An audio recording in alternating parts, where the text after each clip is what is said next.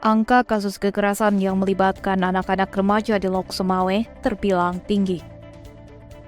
Dari hasil penelusuran antiroaca.com di awal tahun 2023, ada sejumlah kasus kekerasan yang melibatkan remaja, diantaranya pembacokan terhadap anak 14 tahun yang dilakukan oleh 13 remaja di Lok Sumawe pada Minggu 29 Januari 2023 lalu.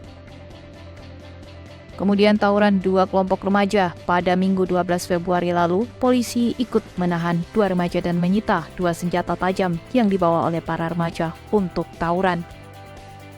Selanjutnya 10 remaja yang diamankan Satpol PP di kawasan Ule Jalan, Kota Lok Sumawe karena menghisap lem pada Minggu 5 Maret 2023. Tindak kejahatan yang melibatkan remaja sering terjadi pada malam hari. Sejumlah kasus yang sudah terjadi, pelaku masih mengenyam pendidikan di SMP atau SMA. Kapolsek Banda Sakti Ibtu Faisal kepada antiroaca.com mengatakan keadaan tersebut menjadi masalah serius di tengah masyarakat dan aksi-aksi remaja itu juga menimbulkan keresahan bagi masyarakat di Lok Sumawe.